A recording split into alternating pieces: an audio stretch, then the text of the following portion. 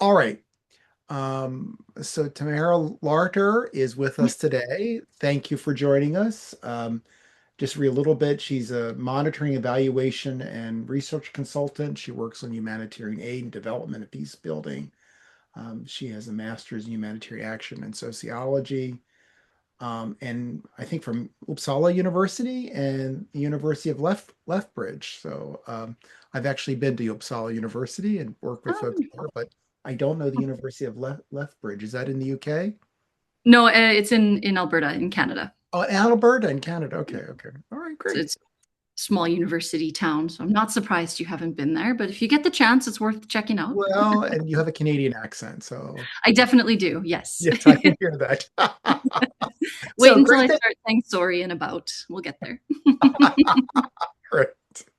So thank you for being here. I am going to disappear, come back in about 45 minutes. The time is yours, and we look forward to learning about not having a straight line. Yeah. Let me make sure that I am able to share my screen. Should be able to. That's my one concern. I don't use Zoom very often. Hit the share Um, button on the bottom. yeah. Um, let's see. This was my one concern that I was wishing I could test On the bottom beforehand. is the bottom on the screen. It should say share. Yeah, it does. I'm getting it's prompting me to open my system settings, and I've allowed that. Hmm. This is always the risk with Mhm. these things. Why will it not? Particular window. Hmm. One moment. Let me see if it will. I might have to leave and come back. Let me just try one thing here. Okay. Um, yeah, it's telling me I'm going to have to quit and reopen. Don't go anywhere. I'll Oh, be right back. okay, great.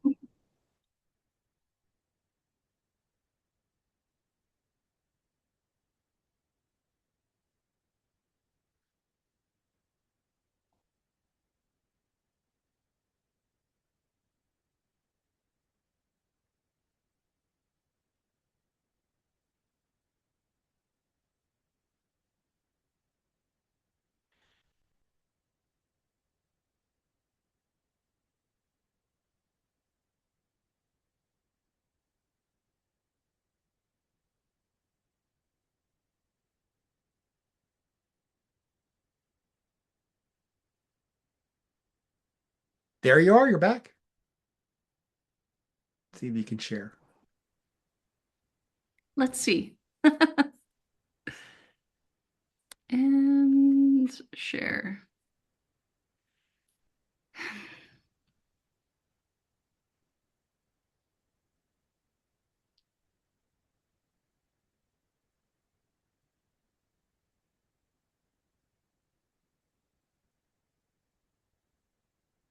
Oh my goodness. Hold on, I have to. Is it asking you again? Yeah, one moment. Oi, oi, oi. It's still not working, hey? I've changed the settings. Here we go. Share. Fingers crossed. There you are. It's Yay! up there. There, That I see actually it. wasn't that bad. It could have been much worse. Oh, thank you. All right. The show is Okay, thank you yours. so much for the introduction, David. So welcome everyone. Thank you so much for being here. It's an honor to join this panel, this webinar today. As David mentioned, my name is Tamara Larder, and as you would have heard, I'm Canadian, though I currently live in Stockholm, Sweden, and I've been here for about a decade now.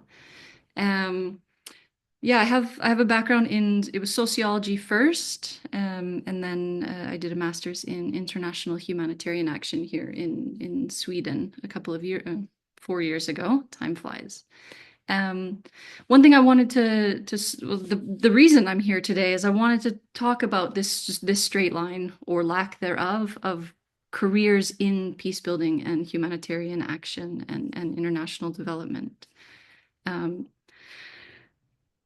a lot of people think that there is a clear path. I know when I was doing my studies in humanitarian action, there was sort of this idea that you get the degree and then you get a job using that degree. And the reality is, of course, these pathways are very unclear and often nonlinear.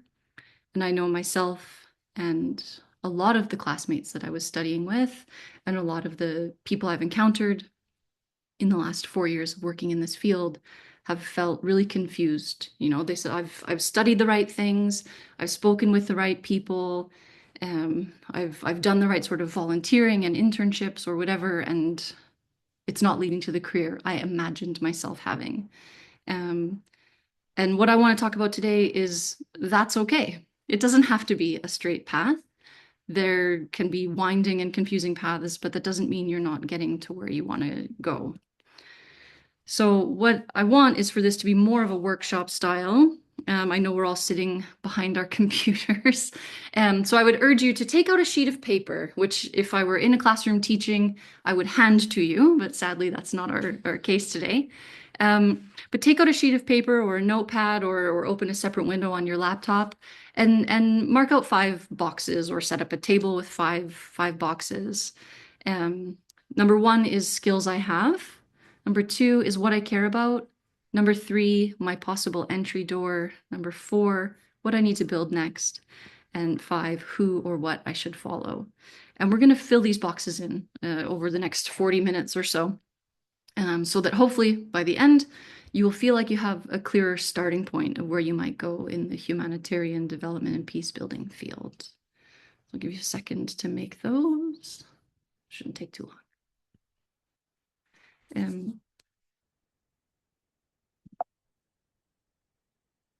So I wanted to, as I mentioned before, I want to talk about this myth of a perfect path, this idea that if I get the right degree, and for so many of us, if I do an internship, then I will get a job in the sector. Um, the reality is that that might not be the case. And again, that's okay. What I want to focus on for today is thinking about what sort of transferable skills you might have that can be useful looking for a job within this sector.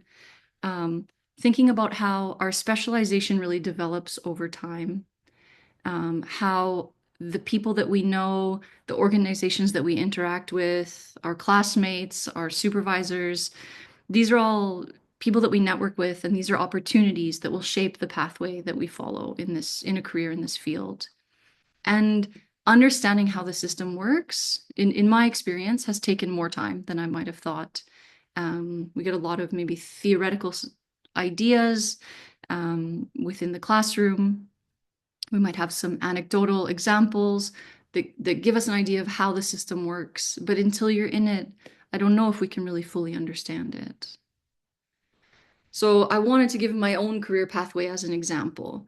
So I started off studying sociology, and with that master's, I went on to teaching sociology, and what in the United States I think you would call civics, social studies, what we call in Canada, basically like governance. How does society function?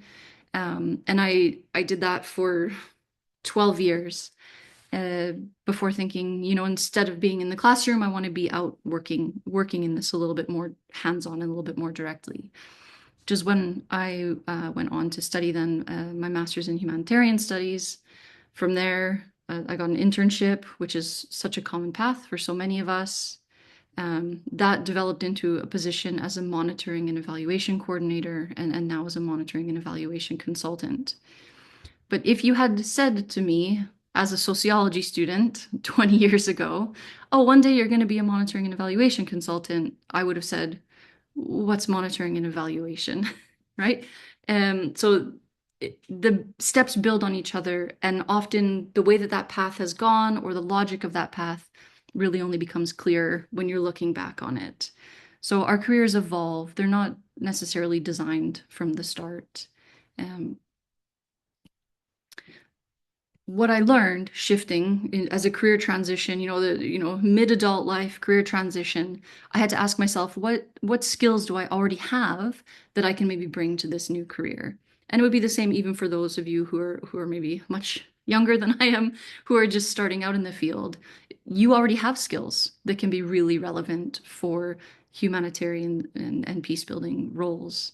So in that first box, on that first worksheet, I'd like you to take a minute and think about at least 3 things. List out 3 things that you already do really well that could serve you in the humanitarian and peace building field. So maybe you have some really great cross-cultural experience. Maybe you've lived in many different places, and that can be within a country or across, different countries or different continents even.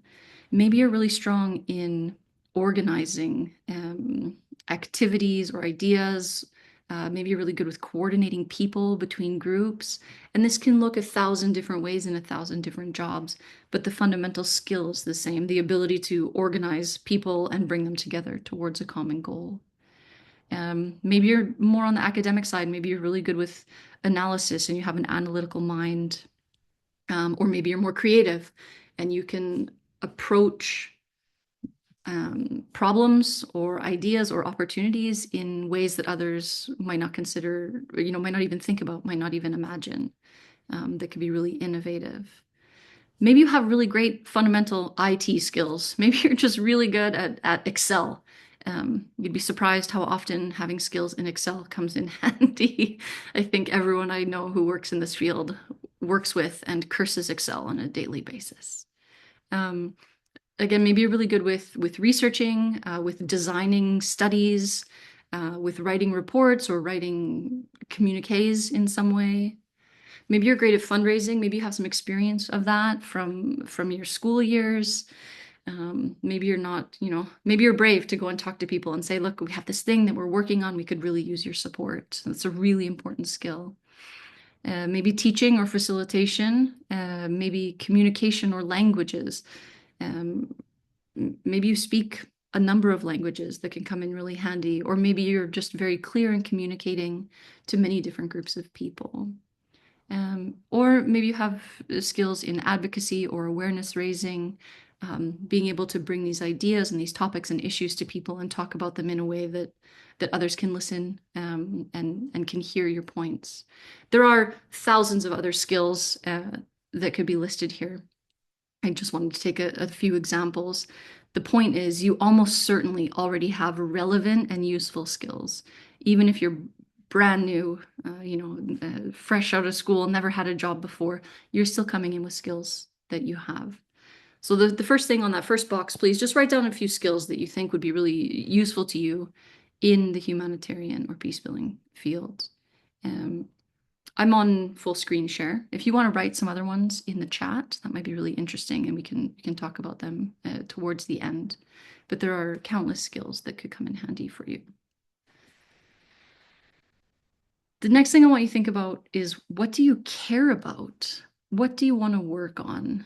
What sort of topics are you drawn to? When you're thinking about pursuing a career in humanitarian work, in development aid, in peace building, what is it that you feel drawn to? Um, we say a career is decades long. Let's hope we're doing something that we care about while we're doing that, right?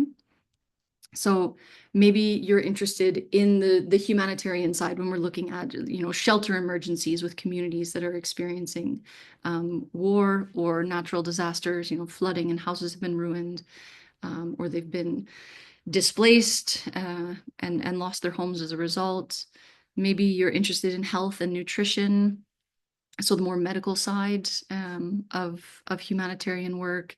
Maybe you're interested in WASH, so we have water there, or infrastructure, electricity, food security, and livelihoods. So how do we ensure that people are first have enough food to eat, but also that their food's secure, that they're not having to make use of negative coping mechanisms to keep their bellies full, or that they have livelihood opportunities, so opportunities for work.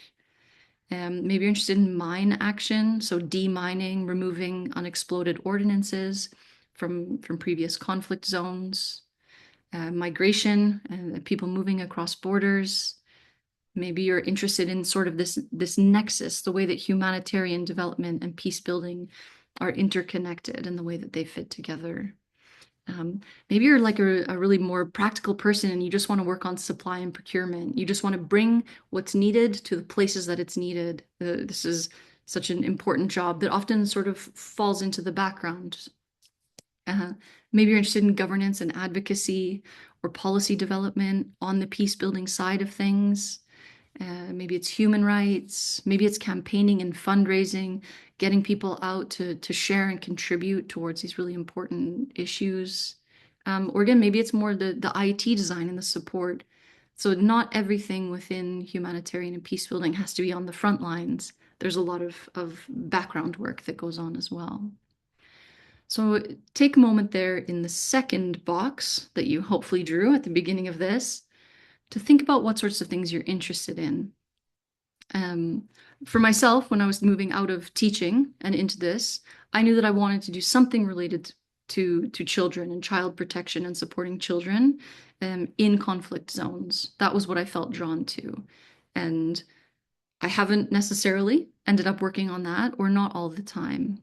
Um, but as a monitoring and evaluation specialist, going in and looking at programs that are being run by international organizations and by NGOs, whenever I have a project that's related to child protection, I can feel myself more passionate, more lit up, more invested in how that is going. So I know for me that that's something that I care about, that I want to work on. Um, I have a friend of mine who started in the field and ended up working on food security and livelihoods. And it wasn't something that they had a background in. It wasn't something that I ever really thought about. It was just sort of they fell into the job, so to speak. But it turns out that that's actually something they're incredibly passionate about. So sometimes we can identify in advance what we're drawn to, and sometimes we might not know until we're there. But take a note, think about some things that you are interested in, that you are drawn to, that, if you could picture your perfect dream career, what would you be doing? But maybe don't limit yourself to just one option. Maybe write down two or three. And again, feel free to add some of those into the chat. And there can be things, again, these are just examples that I have here on the screen. There might be many other parts. Maybe it's, community engagement, neighborhood mobilization. Maybe that's something that you're interested in. Um, Maybe it's well, migration, but like the returns side of things, helping people to resettle and build stability after experiencing displacement. Um, yeah, there's 1,000 options. So write down a few there.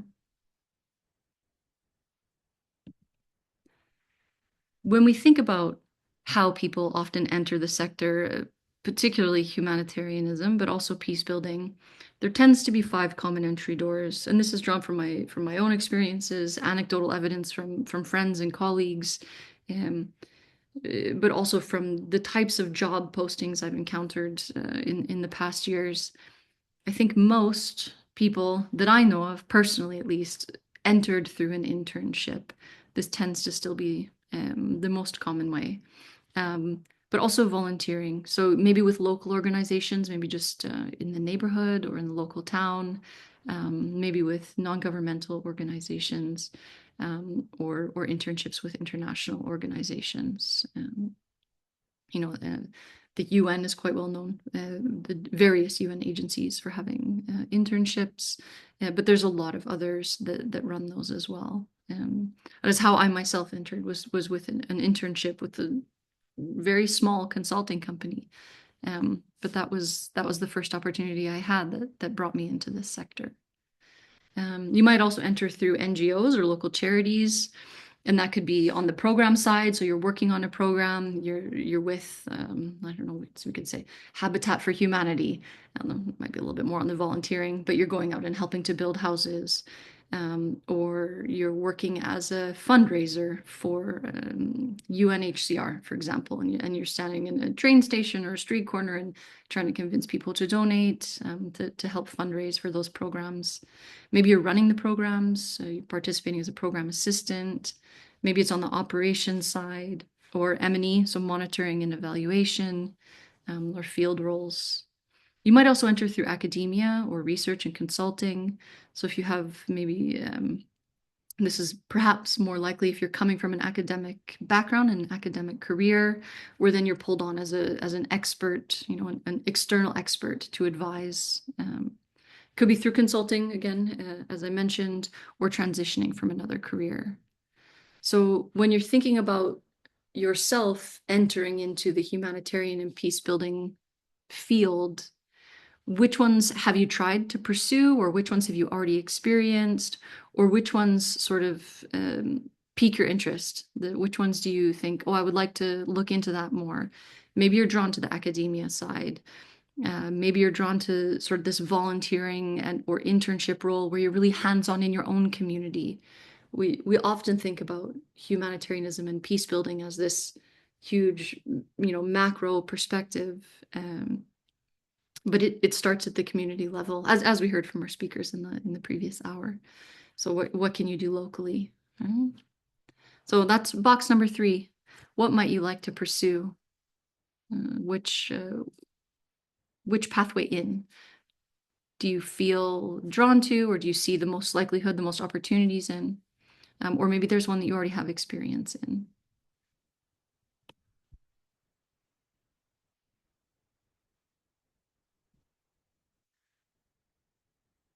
The next question to ask yourself is thinking about the skills that I already have, those things you wrote down in box number 1, and the sectors that you feel drawn to, those things you wrote down in box number 2, what other things do you need to build, okay, to enter into that pathway that you've written down in box number 3?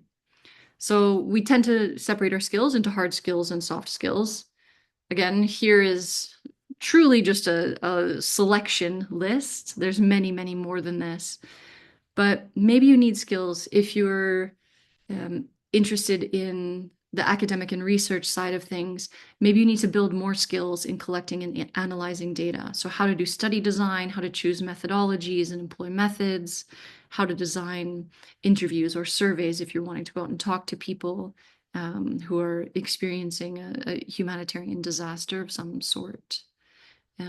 Maybe you need to work on your writing skills. Maybe you feel comfortable communicating through speech, but when it comes down to writing a report, not something you have as much experience in, so something you want to build more. That can also be practice for writing emails. Perhaps something many people can practice. Maybe it's using digital tools, so maybe something within the Microsoft Office suite or in the Google suite. Maybe it's using AI. A lot of ethical discussions to be had around AI. It's here and it's present and it's in the humanitarian and peace building sector. So knowing it can only be beneficial. It doesn't mean you have to use it, but understanding it and how it works and how it can be used can be a useful skill to have. It could be something much more technical like SPSS for working with quantitative data, or in vivo, for example, for working with qualitative data. It could be for GIS, so global imaging, working with mapping, very important, particularly with natural disasters. Maybe you have an idea of somewhere in the world that you would like to go and work. Maybe you need to work on those language skills.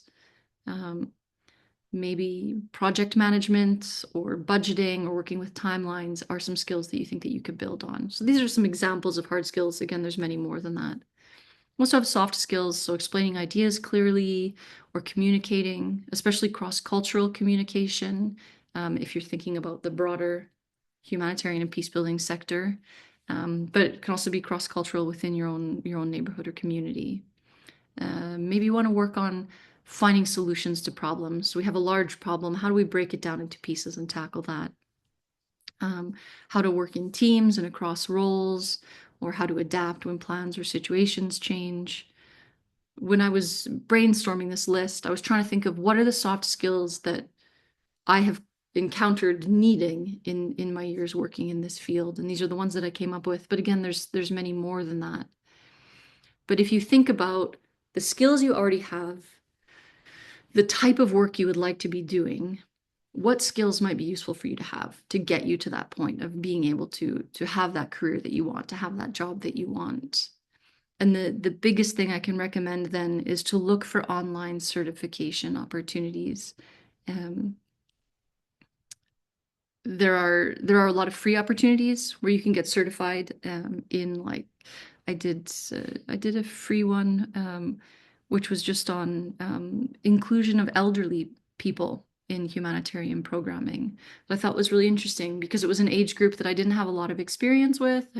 Coming from a teacher, I'm used to working with children, but I thought, what sort of additional needs and challenges are older community members facing that I'm maybe not even aware of, and how to include them. And so I went online and did a little search and found that I could actually take a short course in that and become certified, which when we get to the next slide, you can then add on your resume or your CV to show that you have those skills to help with that entry into the field. Um, so something to keep in mind as well, that it's good to have the skills, but it's also important to be able to prove that you have the skills. So for box number 4, then take a moment to write down what do I need to build. Um, for me personally, it's been Excel. That's one that I've had to work on, just from like the very technical side of things, making pivot charts and sorting data. So practicing and building those skills has proven useful. Maybe you're already an Excel expert. Maybe it's, I don't know, cross-cultural communication that you need to work on, but think about that. Remember that you already have a lot of skills, but there's always room for further learning.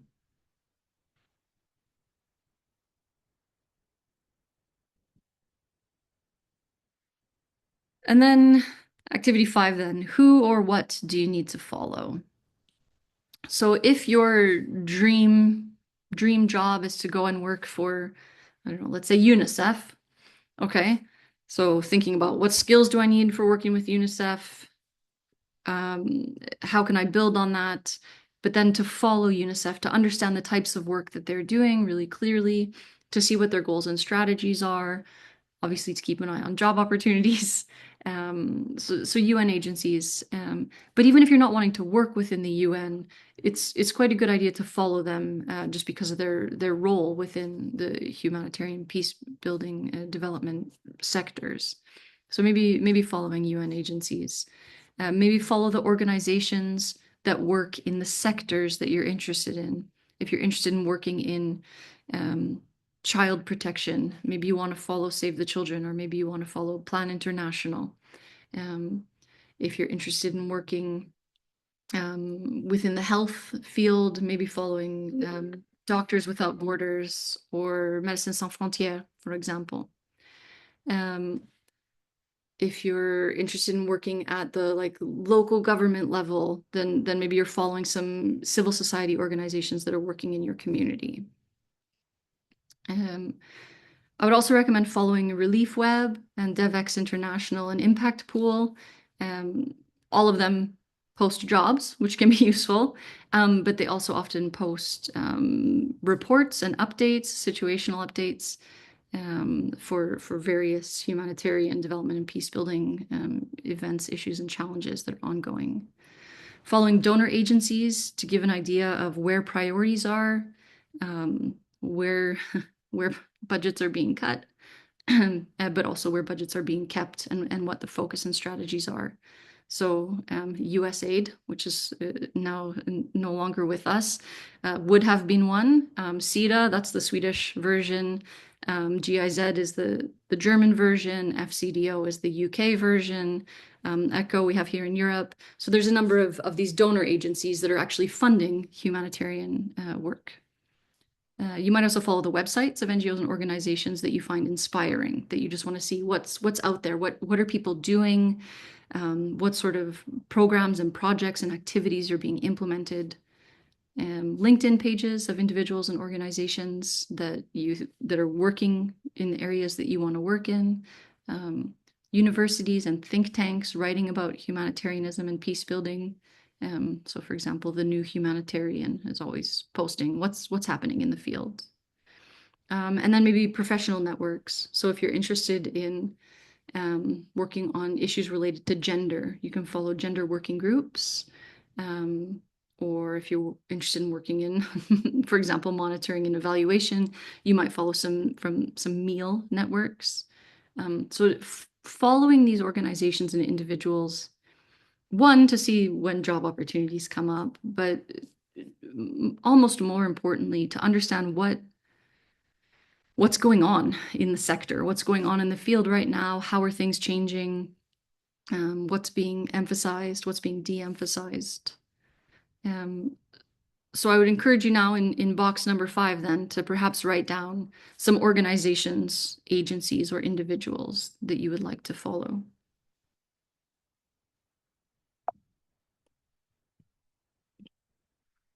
And then that leads to then what comes next. So as you're building this path, which there will almost certainly not be a straight path forward, is to connect your skills and your interests, right? That's the starting point. What skills do I already have? What interests do I already have? And how do those fit together? What sort of career within humanitarianism and peace building is suited to me and am I suitable for? So then identify and follow organizations that are doing the work you care about, reach out and talk to people working in that area to build those relationships. I mean, we all know how important networking is. And then to revise your resume or your CV to really highlight those skills that will push you into that role that you're pursuing. Then start looking for those entry points, maybe internships, maybe research roles, entry level positions. And as I mentioned, stay informed to follow the trends and understand how the sector works. So now, hopefully, with this career pathway that we started with those 5 boxes, you now have a little bit of a starting point, thinking about skills I have, what I care about, my possible entryway, what I need to build next, and who I should follow. So I will exit my screen sharing mode. Thank, Thank you very thank, much. thank you, Tamara. That was one of the things that got me to think of it, got me to think about a lot of different things. But one of the things always reminded me of is that sometimes we are so busy looking for work in a field that we don't know what's happening in the field. Yeah. One of the things that I always thought was a really good interview question is, what are some of the issues that you're following right now? Yeah. And someone might ask you, what I did you, I was literally asked that the last time I did an interview. yeah, That exact question. yeah, Yeah. what's, what did you read in the New York Times last year? Or what did you, I mean, tell me and it's like people are often, they're stumbled by that question because they're like really focused on doing these other things rather than figuring out what's going on. Like I read the New Humanitarian every day. You do the same thing, right? And Yeah, I'm not doing it to get a job. I'm doing it just so that I know what's going on in the world, right? So that I can intelligently have a conversation with somebody. Yeah, exactly. Yeah. yeah, yeah, yeah. It's, I think it's also about, I mean, it's great if you're out looking for a job. I mean, if you're looking for one, yes, that's what you should be spending your time doing. But by understanding what's happening in the sector, you can also be a bit more strategic about it. Yeah.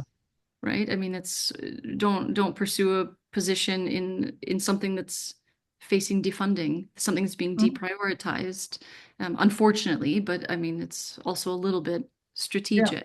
Yeah, Well, it also reminds me that if you follow things strategically, you can create an awareness level, maybe even an expertise, but certainly awareness level of yeah, something that isn't on the front page right now that might be on the front page. I yeah, mean, everything on the front page is Gaza and Ukraine and Iran right now. It's not Sudan. yeah. It's not other parts of the African continent. It's not other things that are still out there that we still have to deal with. Hmm. So we don't need to follow the shiny thing all the time, Yeah. right? When we're looking for work, and we tend to do that, sometimes. Yes. So Yeah, there's, I mean, it's, we should know about the most current events, but there are, like you said, other current events that are falling on page 3 or 4 or 5 of the newspaper right, and page right, 1. right. Yeah. So, Yeah. questions? Anybody have questions? Or I Yeah. mean, this is very strategic, I thought, and I thought it was really good that we have this.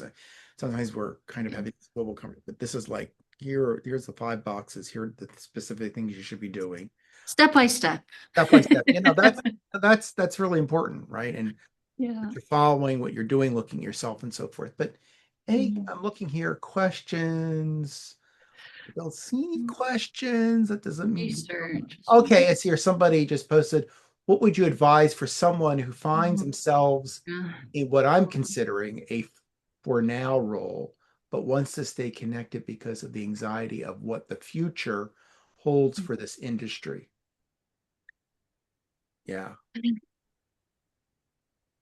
Um, yeah, I mean, I think this is where we come into this idea of strategy. Of course, sometimes we just need a for now role, and we don't know what is going to happen. I think of, how many thousands of people working for USAID who suddenly Yeah. lost their roles. I mean, it's- I don't and haven't worked for USAID, but I felt it. Even Mhm. just as a consultant, it made a difference, um, both in terms of the funding, but also in terms of people on the market looking for opportunities. So, um, sadly, we can't predict the future, although maybe not so sadly.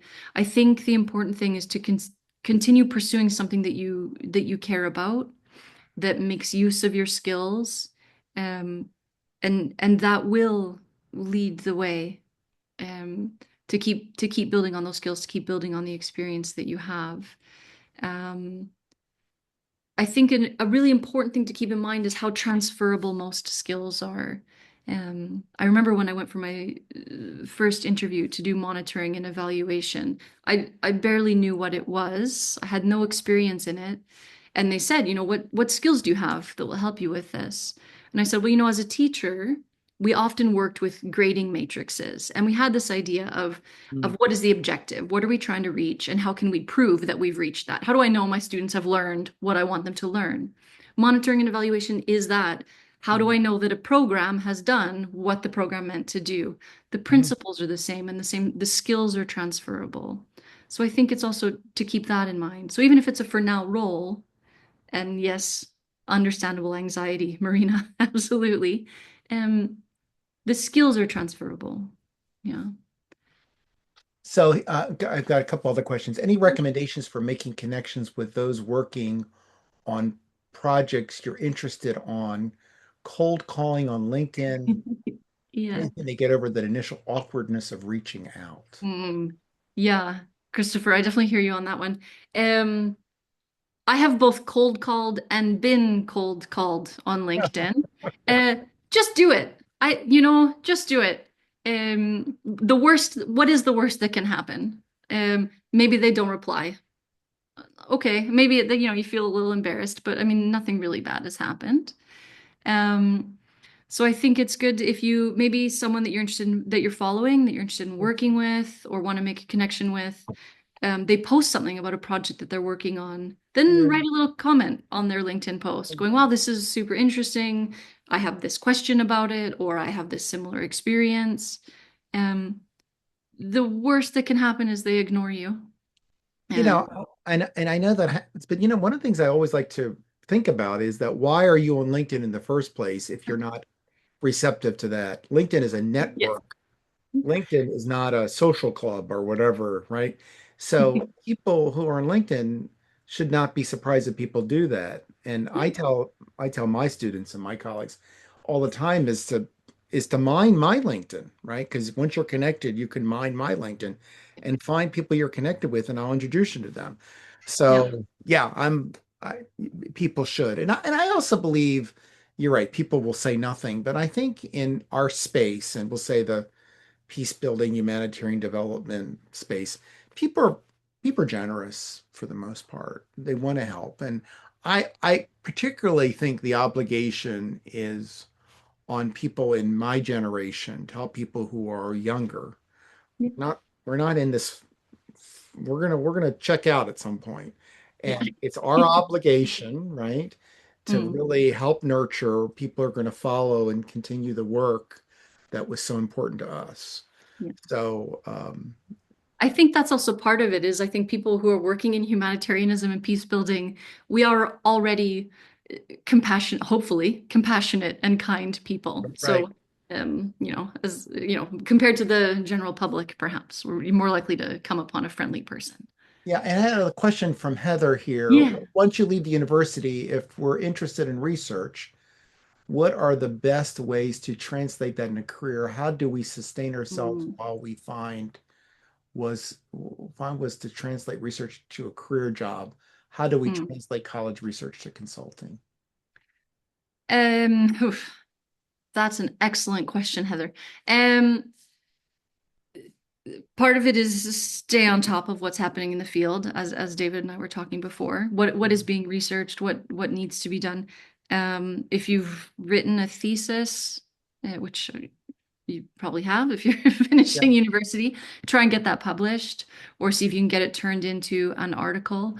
It's unfortunate. It's an unfortunate reality that you need to have publications to make publications. right. So starting with the thesis, either it's itself or an article that you can pull from it, um, is a good first step. So you might look up a journal that Mhm. works in the field that your thesis has been written about, and send them uh, uh, your abstract or an email about that. I know a few of my classmates were successful with that, not everyone.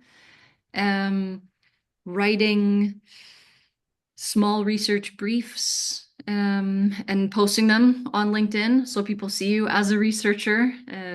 I don't know. I I People was don't very realize that they can publish on LinkedIn. I do You that can all the publish, time. yeah. Yeah, yeah. People Yeah, should do you that. can publish on LinkedIn. The company that I work for, we just published an article yesterday.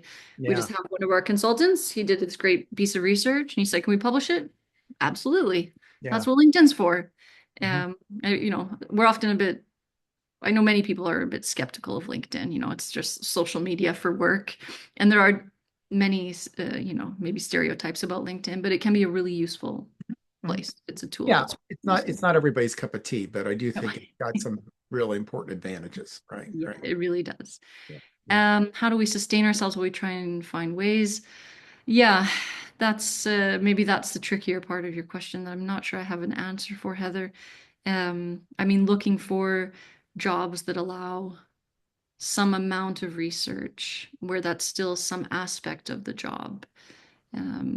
So that could be I mean, it could be in monitoring and evaluation, there's research involved.